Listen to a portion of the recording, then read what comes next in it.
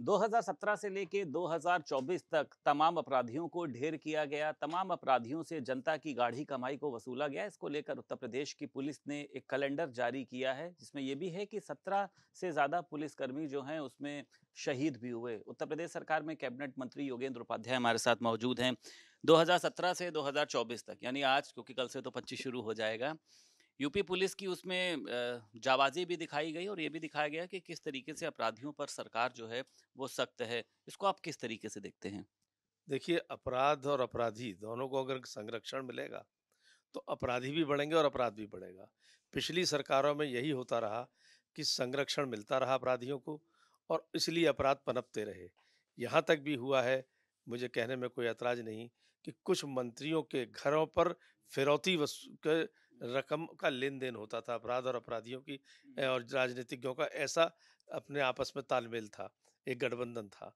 जब से योगी जी आए, ये गठबंधन टूटा और उन्होंने बहुत कड़ाई से उन सब लोगों के खिलाफ कार्रवाई कराई और फ्री हैंड दिया पुलिस को भी कि अपराधियों के प्रति कोई भी सहानुभूति नहीं, कोई भी सिफारिश नहीं। नो सिफारिश, नो सहानुभूति।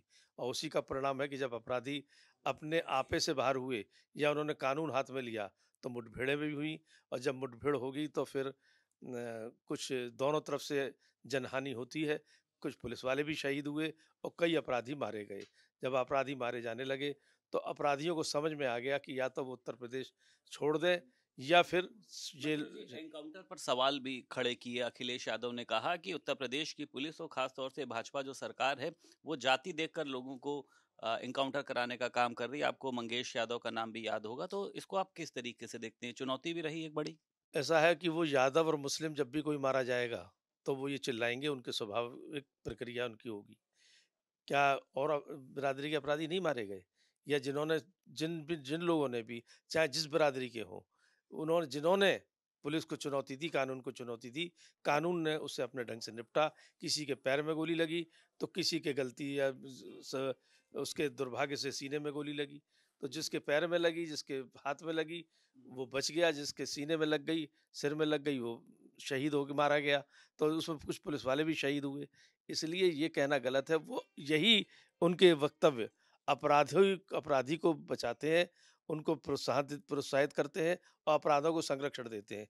उनका कहना, एक यादव था कोई, वो जब पकड़ा गया रेप कांड में, तो साहब इसको पहले नार्को टेस्ट होना चाहिए था, इसका पहले डीएनए टेस्ट होना चाहिए था।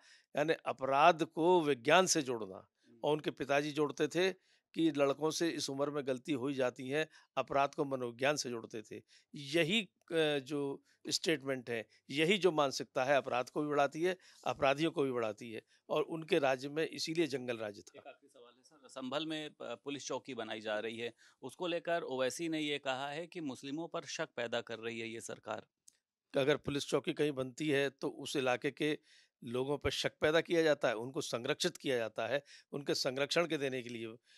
कई जगह आप देखते होंगे पब्लिक डिमांड करती है कि हमारे यहाँ थाना बने, हमारे यहाँ चौकी बने, क्योंकि वर्दी संरक्षक के रूप में देखते हैं जनता उसको, अपने रक्षक के रूप में देखती है। ये क्यों शक कर रहे हैं? चोर हमेशा चाहेगा कि पुलिस उससे दूर रहे और रक्षक हमेशा चाहेगा कि पुलिस, एक आम जनता चाहेगी पुलिस उसके करीब रहे। बहुत शुक्रिया बात करने के लिए। उत्तर प्रदेश सरकार में कैबिनेट मंत्री योगेंद्र उपाध्याय हमारे साथ मौजूद थे। लखनऊ से वीडियो जर्नलिस्ट एस के वर्मा के साथ संदीप खेर, भारत समाचार।